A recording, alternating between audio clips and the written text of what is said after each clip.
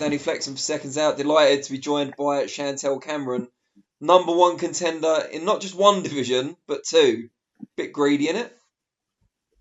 Just making sure that I get my shot. So I thought maximise it. Keeping your options open. Yeah, definitely maximise my opportunities. Play around at both weights. And if you have too much to eat during the shutdown, you can always just take the shot at 140 instead. That's actually what I've been thinking. Thinking, well, may as well go 3-time mandatory now. Put myself in 3 weight divisions. How did it kind of end up like that? Because obviously you were already the mandatory at lightweight and you're kind of waiting around, and then you've secured the opportunity at the weight above as well. So what happened was it was basically with MTK. Obviously, lightweight Katie's doing her thing, and I didn't want to be waiting around. Like I want to be a world champion as soon as possible. I feel like I've like proved myself as well. So I thought like I don't be waiting around on Katie Taylor in the lightweight division. So the opportunity come to box at super light, and I didn't know that it was going to be a mandatory, but spoke to MTK and Jamie, and I was like, I don't want to be waiting my whole career waiting for this Katie Taylor fight. There's other opportunities out there. And MTK got me in mandatory position. So I was shocked as well when I got the phone call saying, yeah, we've got you a mandatory. And I was just like, really, yeah, like, what a result. You must be really happy with last year. Obviously, everything's shut down now, which isn't ideal for anyone. But you've got 4 fights in last year with a new trainer, all wins, and now in great position. Oh, yeah, then. I feel like my career last year rocketed. I feel I had the 2 warm-up fights, obviously, to get used to my new team with Jamie and Nigel McGonagall. And then Bashir, my lightweight mandatory, and then Sanchez. They were 2 worthy opponents. Like Bashir was knockout queen, weren't she, in the lightweight division? She was knocking everyone out. And that was a good test for me, but I was expecting a bit of a harder fight. And then Sanchez, obviously she was like 2-time two weight division world champion. So that was another step up, and she was good. She was, but I don't think I boxed my best that night. I feel like let the occasion and pressure get to me a bit. You talked about obviously moving to Jamie Moore's camp. Previously, you were at the McGuigan gym. Now, I'm not going to go into too much detail because I don't want either of us to get sued. But what's kind of the difference in terms of your mindset now you're there? Because clearly, towards the end of your time in your last team, you weren't particularly happy. Oh Jesus, yeah, like people were seeing it in my last couple of performances, and they could see like my attitude towards training and stuff. Like it was just rubbish, really. And I feel like my performances were just going downhill rapidly because I was just like, you just like you stop enjoying something. So I didn't have the same hunger and everything. But so a couple of people noticed my last performance before I turned with Jamie and Nige that there's something wrong with me in the ring. And I kind of was like, didn't want to go into it and was kind of just like brush it under the carpet. But then I think Christmas happened, January and February, January and that coming, I was like, oh, do you know what? I can't do this. There's no point boxing if I'm gonna box shit and then I'm gonna lose just because I'm not doing it right. Like I don't have the right team. And then obviously with Jamie and Nige now, I feel like my confidence is flying. I think it's because they're like the aura they have in the gym. So when you're training stuff, the aura just like you can't not be confident. Like they just boost you so much, and they like give you a kick up the ass when you need it. But other than that, they kind of like tell you how good you are, tell you can beat anyone in front of you, just make you feel worthy, and it's just completely different. They definitely brought out the confidence in me, without a doubt. And in your I don't think I previous, had that before. go on. I don't think I had that confidence before. So like my first 8 fights, I don't think I was as confident as what I am now. Like now I literally like I'll fight anyone, anywhere. I'm not bothered. But before I feel like a bricks on my shoulder. Like at least I always feel like pressure. It was just shit really. In the But previous now I'm really team, happy. good. In the previous team, you got to work alongside Josh Taylor and other boxers like that. Now you're working with Carl Frampton, who's a 2-weight world champion, hoping to become a 3-weight world champion. this summer, if you know, if and when it goes ahead. How much of a benefit has that been to your career in the early stages, getting to work alongside like world-class operators? Oh, amazing, especially Josh Taylor. Like for me, Josh Taylor's the pound for pound best British boxer. I think is phenomenal. He's unreal. So like obviously watching him spar, watching him trade, doing the circuits and that with him, it was just he was learning all the time. So you like I'm quite good at watching sparring and learning from people's spars. So watching him, I felt like I used to learn a lot and watching him on the bags and stuff. So I used to like visualize him, watch him and then visualize and like try to put it into my own training or sparring. I see him do a good move in sparring and I think, oh, I'm going to try that.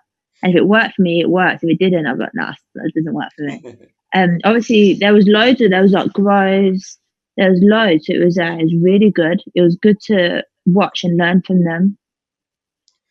And who do you do the majority of your sparring with now? Is it mostly with the men, or do you get other girls come in? How does it work? So I asked before obviously this corona, I done a deal with Jamie, so I'm hoping he's gonna stick to it still. That I spar one girl a week and one boy a week. Because like he likes me sparring the girls and stuff, but I hate sparring girls really. I prefer to spar the men. So I'm hoping he sticks to our deal. Why do you hate sparring girls? I just get more about sparring men. Like I'd rather get beaten up in sparring so that when it comes to fight night, there's not a chance the girl's gonna do any damage to me. Yeah, it must be And tough. I learn a lot more from sparring men. Like when I spar the guys, I feel like it brings me on so much more. Yeah, it must be tough to get girls anywhere near your level just to come in for sparring. Now you're at the stage that you're at. It's quite hard to get the rounds as well. Like not many girls want to do the 4 rounds, and obviously I'm boxing 10 rounders. So it's like they come in and they don't fancy it. They do like 4 or 5, and I think, oh god, I need another 5 rounds. Then Nige like blasts me on the pads, but it's not the same. But with the guys, like guys aren't going to get out after 4 or 5 rounds. They're going to do the rounds with you. Well, I hear Tommy Coyle still comes to the gym, so you know, get him in there. Yeah, I'm always asking him to spar me, but he doesn't want any of it. I don't blame him, to be honest. But I wouldn't want to spar him either. I've gone Tommy, I'm not spar Tommy us. Coyle. Exactly. So, with everything going on, are you back home in Northampton at the moment?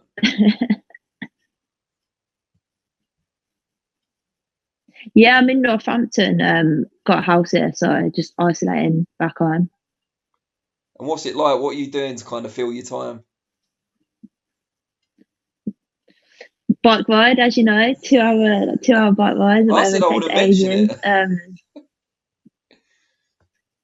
I only mentioned the bike ride, not the bike. And then I've got a boxing bag in my garden, and then I've got some circuit equipment, so kettlebells, battle ropes, some like power bag thing. So I've got the equipment to do circuits in my garden. It's not the same, but it's better than nothing. And do you live on your own, or is there anyone else there you can teach to kind of hold the pads for you? I live with my brother, so we both own the house, but he ain't gonna pad me. To be fair, I asked no them body bag things that you hit the body. Yeah. I was gonna ask my coach to lend me one of them so I could put it on my brother, but he was having none of it. He was like, not a chance. I was like, come on, all you gotta do is stand there and just literally just take my shots. You don't even have to move. Just stand there and just be a punch bag for me. I'd rather move. But he didn't want any of that.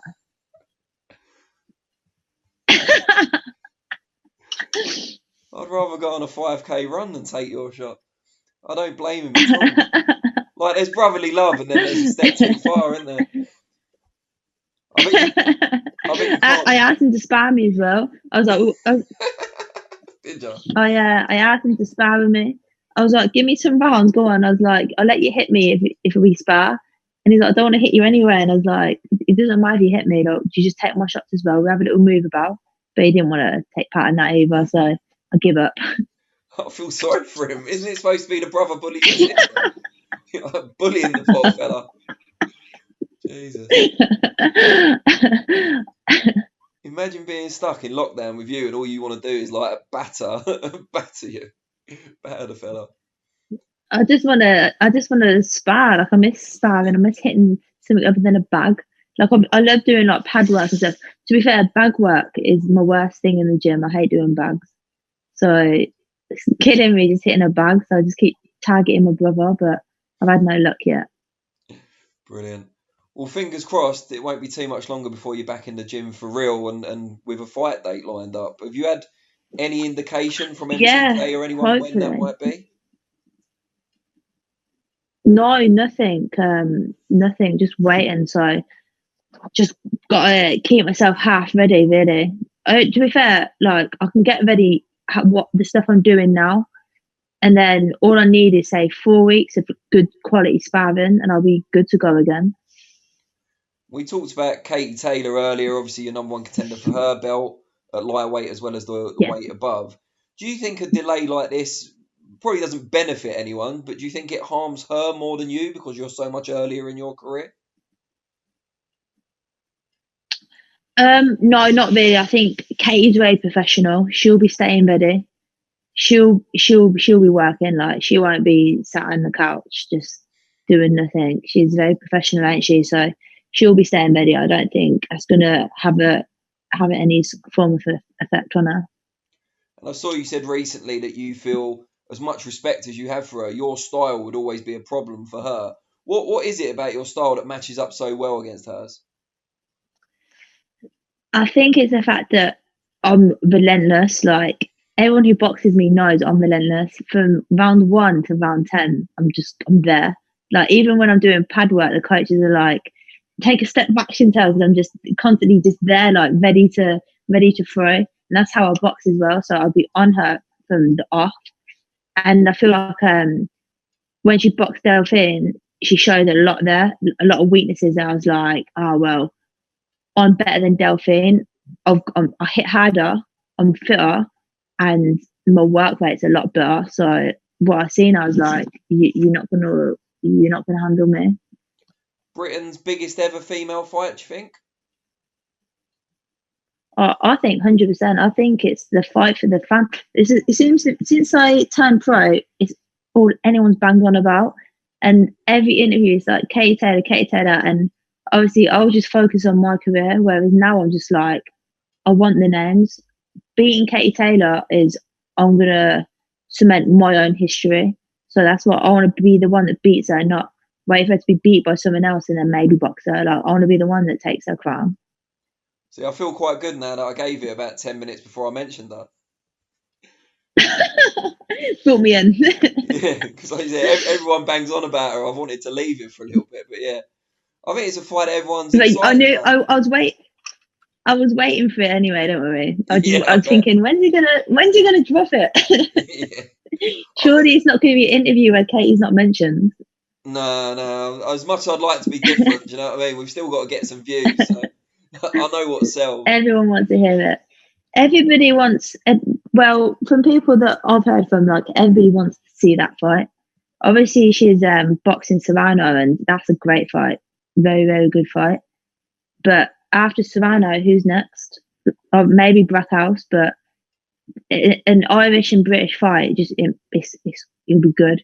It'll be fan friendly. Well, I guess it'd be either you or Terry Harper. I guess that's the other main contender if she moves up, and they're obviously both matchroom fights, not a hard Yeah, fight to make. yeah, it'll be easy fight to make. Not that I want to crush your dreams or anything. Obviously, I hope Cheers, it's Danny. you. Yeah, obviously, I hope it's you. But I'm just saying that there is another possibility, of course. Nah, But yeah, I've heard, yeah, I heard there was talks of it. I think Terry said that she wanted to box Katie and that, but obviously I want that fight. well, after all the back and forth this week with Terry and Michaela Mayer, maybe that will happen, and then you'll get Katie. Maybe it could be on the same That's bill. a good fight. There you go, double header, double female header. So I think that's a good fight. Terry and Michaela. I sparred Michaela in the amateurs. It'd be a good fight. I mean, she's pretty relentless as well. I bet those spars were something to watch. I rate Michaela. Obviously, I've sparred her and stuff, and we was always in the same division, but we never met in the tournaments. So literally, I don't know how because was at like most tournaments, but would always just miss boxing each other. But yeah, I rate her. I think she's good. Terry's great. Terry's good, but Michaela's good as well. So I think it's a good fight. Good fight that could be made. Did you get to spend any time with Dave Allen at Jamie's gym before the lockdown started? No, I've not. I don't think he started training there yet. I think he's going to start after the lockdown. Are you looking I'm not forward too to sure. that? It's another character to a gym that's already full of them. Yeah, he's definitely a character. I've always been a fan of him as well, to be fair. Yeah, it's good, that gym. It always seems like it's full of banter and everyone's really happy to be there. Yeah, it's good vibes. Brilliant. Well, really appreciate your time. Hope we get back to normal. No, it's my pleasure. You're right. No, I hope you're not too long. Appreciate it. We're not going to mention the colour of your bike. We're going to leave that for another interview. That'll be like an exclusive. We'll leave that one out. Yeah, for now. No, we'll leave that one out. Because you did promise as well. You promised that one. I've signed Don't an break NDA. promises. Yeah. But no, I really appreciate the time. And yeah, I hope we get to do it in person sometime soon when all this is finished.